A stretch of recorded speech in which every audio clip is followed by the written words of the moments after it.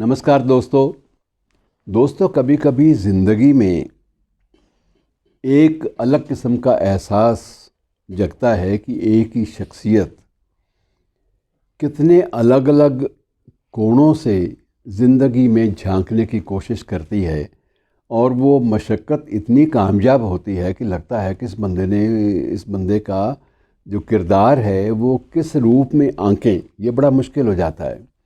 आज जिस शख्सियत की मैं आपसे बात कर रहा हूँ उसने 3 तरह की पारियां खेली।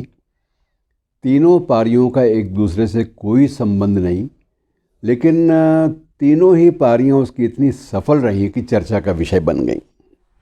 मेरी मुराद है मित्रों अभिनेता सुनील दत्त से। अभिनेता सुनील दत्त की ज़िंदगी में बहुत सारी बातें हम जानते हैं। मोटे तौर पे हम उनको जानते हैं कि वो एक प्रख्यात अभिनेता थे, भारतीय फिल्मों के इतिहास के एक महत्वपूर्ण हस्ताक्षर। लेकिन इतना काफ़ी नहीं है। उस शख्स ने न सिर्फ भारतीय फिल्म के इतिहास में एक अनूठा योगदान दिया, बल्कि उसने आतंकवाद जब पंजाब में चरम पर था उन दिनों एक महत्वपूर्ण योगदान दिया जो शायद उस वक्त बड़े बड़े राजनीतिज्ञ भी ना दे पाते, नहीं दे पाए, ये भी मैं कह सकता हूँ।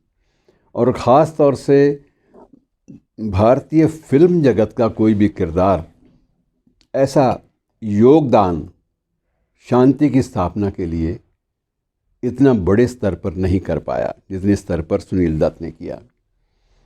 तीसरा उसका स्वरूप है मित्रों राजनीतिज्ञ का। राजनीति में भी उसने अनूठा कीर्तिमान बनाया। 5 बार एक ही संसदीय क्षेत्र से लगातार निर्वाचित हो जाना, और वो भी बम्बई जैसे क्षेत्र से, ये बहुत बड़ी बात है, संसदीय क्षेत्र से। और उसके बाद भी जब उसकी निधन के बाद उसने अंतिम सांस ली, और अंतिम सांस के बाद जब उसकी बेटी ने इलेक्शन उसी स्थान से लड़ा तो वो भी आराम से जीत गई। तो ये एक प्रकार से उस व्यक्ति ने अलग अलग कारणों से अपने जनाधार के बीच, लोगों के बीच, अपने प्रशंसकों के बीच एक ऐसी जगह बनाई जो जगह शायद उसका समकालीन कोई भी जो फिल्मी जो किरदार है वो नहीं बना पाया। फिल्में भी मित्रों अलग अलग किस्म की। चलिए उससे पहले थोड़ा सा बात कर लें इनकी ज़िंदगी के बारे में। ज़िंदगी इनकी शुरुआत वही जैसे ज़्यादातर पंजाबी फिल्म अभिनेताओं, मेरा मतलब पंजाबी भाषा वाले नहीं बल्कि जिनकी मूल रूप से जो पंजाबियत से जुड़े हुए हैं, ऐसे फिल्म अभिनेताओं और अभिनेत्रियों की ये एक संख्या, एक बहुत बड़ी संख्या है जिनका जन्म जहाँ पर हुआ वो स्थान 1947 में भारत पाक विभाजन में पाकिस्तान के हिस्से में चला गया। और उन्हीं किरदारों की श्रृंखला में राज कपूर भी थे, दिलीप कुमार साहब थे, और उन्हीं में श्रृंखला में सुनील दत्त भी थे। सुनील दत्त का जन्म भी पंजाब के जिस गांव में हुआ था वो गांव अब पाकिस्तानी पंजाब का हिस्सा है, और वो नाम भी उसका अजीब सा है, नक्का खुर्द के नाम से गांव का नाम है। और उस गांव में जन्म हुआ, और 47 में जब परिवार सारा का सारा वहाँ से उजड़ कर, क्योंकि पिता की तो मृत्यु उनकी हो चुकी थी, लेकिन उसके बाद सारे परिवार को वहाँ से सुरक्षित बचा लाने का काम जिस शख्स ने किया, उस शख्स की फ़ोटो सुनील दत्त जब तक रहे उनके निवास पर टंगी रही। और उनका नाम था याकूब साहब, इनके पिता के दोस्त थे, और वो जान पर खेल कर भी पूरे परिवार को भारत पाक सीमा की जो एक प्रकार से जो खूनी दरिया उन दिनों में बह रहा था, उस दरिया में से चीरते हुए भारत पाक सीमा की आखिरी हद तक उनको छोड़ने के लिए आए। और जब भारत में उनका प्रवेश हो गया तो उसके बाद वो शख्स याकूब साहब वापस लौटे, और बाद में पता चला कि जल्दी ही इसी बात के लिए वो अपने हम वतनों के निशाने पर आ गए थे कि उन्होंने पूरे के पूरे हिंदू परिवार को बचाकर यहाँ से सुरक्षित निकाल दिया। बहरहाल ये कहानी लंबी है, उस चक्कर में पड़ेंगे तो कोई अंत होने का सवाल ही नहीं है। और उसके बाद सबसे इन्होंने जो शुरुआत ज़िंदगी की वो बड़ी अजीब थी देखने में, और बातचीत में वो बिल्कुल ठेठ पंजाबियों की तरह उनका बर्ताव होता था। लेकिन उर्दू के अनाउंसर के तौर पर रेडियो सिलोन में कामयाबी के नए झंडे गाड़ देना ये बहुत बड़ी बात थी। एक वक्त था मित्रों जब रेडियो सिलोन जो था वो सबसे ज़्यादा इस पूरे भारतीय महाद्वीप में सुना जाता था, और उसके अमीन सयानी और दूसरे लोग जो थे वो बड़े प्रसिद्ध अपने वक्त के अनाउंसर्स थे, एंकर्स भी थे। और उसी उसी धारा में सुनील दत्त ने अपनी जगह बनाई, और वो भी एक उर्दू अनाउंसर के रूप में इतने लोकप्रिय रहे कि इनके तलफ़ुज़ लोग कहें कि तलफ़ुज़ सुनील दत्त का लगता नहीं। एक पंजाबी आम फहम जो है इतनी खालिस उर्दू का उच्चारण कर सके और तलफ़ुज़ में कहीं भी कोई ख़ामी ना हो, ये बात बड़ी अजीब लगती थी। लेकिन बहरहाल ये कामयाब एक अनाउंसर के रूप में इन्होंने ख्याति प्राप्त की, और उसके बाद फ़िल्मों में जब सफ़र अपना शुरू किया तो शुरुआती दौर में हर एक को मुश्किलें आई, इनको भी आई, लेकिन मदर इंडिया ने इनको एक नई लिफ्ट दी, और मदर इंडिया इनकी ज़िंदगी में भी बदलाव का कारण बनी। मदर इंडिया फ़िल्म में नरगिस दत्त इनकी माँ थी, और उसके बेटे के रूप में इन्होंने भूमिका निभाई।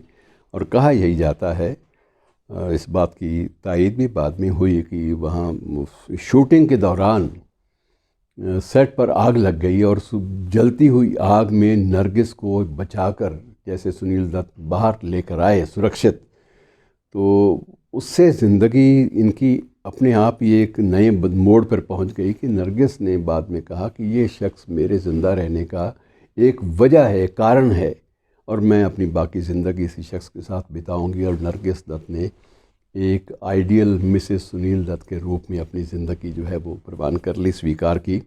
और उसके बाद बच्चे हुए, संजय दत्त है, प्रिया दत्त है, सारे लोग हुए।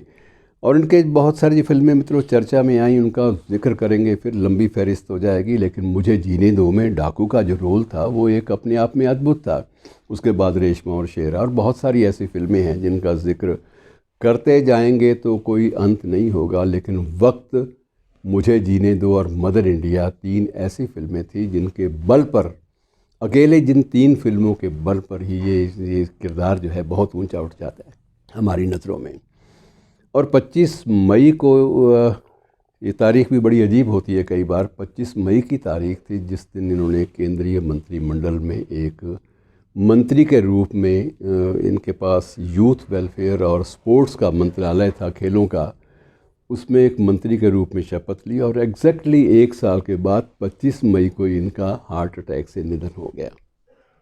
25 मई का क्या इनकी ज़िंदगी में ताल्लुक़ था ये तो नहीं कहा जा सकता, लेकिन मैं सिर्फ जिस बात पर बल विशेष देना चाहता हूँ कि कोई भी एक किरदार, एक शख्सियत जब अपनी सारी फैकल्टीज़ को, सारी जहनी जो कैफियत हैं उनको खुलकर खेलने का मौका देता है और उन प्रतिभाओं को निखारता है, तो उस वक्त वो इतनी उपलब्धियाँ अपने खाते में दर्ज कर लेता है जिनका कोई हिसाब किताब रखना ही मुमकिन नहीं होता। तो मित्रों, इन्हीं शब्दों के साथ मैं सिर्फ जो मूल मुद्दा है उसी पर वो आता हूँ कि अब पंजाब की यात्रा जो थी वो बड़ी महत्वपूर्ण थी। जो 1987 में तब भी आतंकवाद चरम पे था, और उस वक्त भी यही था कि सारे पंजाब में कहीं भी निकलना, यात्रा तो अलग बात है, किसी भी नेता का निकलना वो नामुमकिन माना जाता था। और ये शख्स मुंबई से स्वर्ण मंदिर की यात्रा, शांति यात्रा पर निकला। इसने लगभग 2000 किलोमीटर का सफ़र तय किया अपने साथियों के साथ। 2000 किलोमीटर मित्रों, आतंकवाद जब शिखर पे था उन दिनों में पंजाब में यात्रा कर लेना एक बहुत बड़ी बात थी। और एक मैसेज था, एक संदेश था कि यारो बस करो, बहुत हो गया, शांति की स्थापना करो। ज़ख्म हमने अपनी पंजाब की धरती को बहुत दे दिए, अपने देश की धरती को बहुत ज़ख्म दिए हैं। अब इन ज़ख्मों पर मरहम लगाने का सिलसिला हमें शुरू करना होगा। और इसी बात पर इतनी लंबी यात्रा एक मिशन के साथ कर लेना ये बहुत बड़ी बात थी। बाकी इनके खाते में सम्मान तो मित्रों बहुत सारे आए, पद्मश्री भी मिला, फिल्म फेयर अवार्ड बहुत सारे मिले। अब इन बातों का क्या फ़ायदा, क्योंकि ये बातों की अहमियत नहीं रह जाती कुछ एक पुरस्कारों की, सम्मानों की, जब आदमी का कद इतना ऊंचा हो जाता है। शुक्रिया दोस्तों।